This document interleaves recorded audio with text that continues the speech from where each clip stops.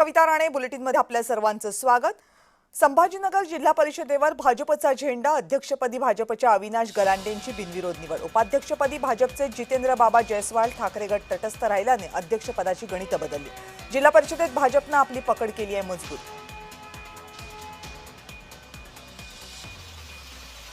या संदर्भात आणखी माहिती देत आहेत माझे सहकारी विजय चिडे। विजय,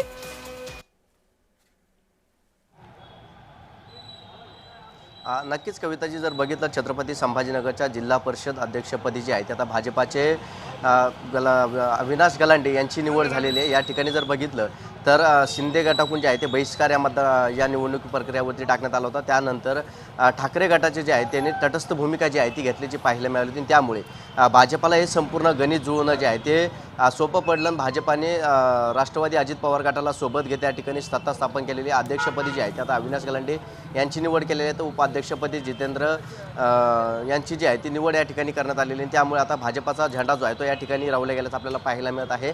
सध्या सर्वत्र जे आहे ते भाजपाने चांगली ताकद लावल्याची पाहायला मिळाली होती। सुरुवातीला जर पाहिलं तर जिल्हा परिषद आणि पंचायत समित्या या स्वतंत्रपणे जी आहे ती युती झाली होती। शिंदे सेना आणि भाजपाची युती होती, मात्र ऐनवेळी ही युती तोडण्यात आली होती।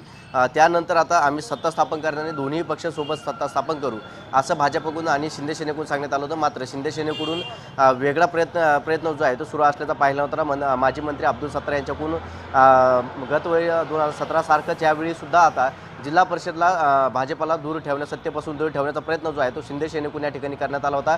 त्यानंतर हे संपूर्ण प्रकरण जे आहे ते समोर आल्यानंतर आता भाजपाने जे आहे ते आता या शिंदे सेनेला सत्तेपासून दूर ठेवण्यात जे आहे ते प्रयत्न केला। आणि त्यानंतर आता भाजपाचे स्वतंत्रपणे जे आहे ते आता छत्रपती संभाजीनगरच्या जिल्हा परिषदेवरती झेंडा फडकल्याचा पाहायला गेला होता। कारण यापूर्वी जर पाहिलं तर मंत्री अतुल सावे आणि पालकमंत्री संजय शिरसाट या दोघांमध्ये चर्चा झाली होती। 2.5 वर्ष या दोघांचा फॉर्म्युलाही ठरल्याचा पाहायला मिळाला होता।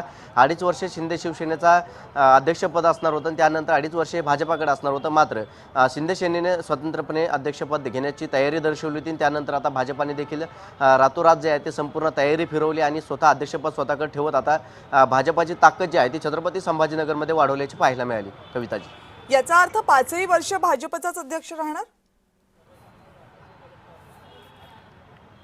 नक्की जर बघितलं आता स्वतंत्रपणे भाजपाची सत्ता या ठिकाणी स्थापन झालेली आहे। त्यामुळे आता संपूर्ण 5 वर्ष जे आहे ते भाजपाचाच अध्यक्ष या ठिकाणी असणार आहे।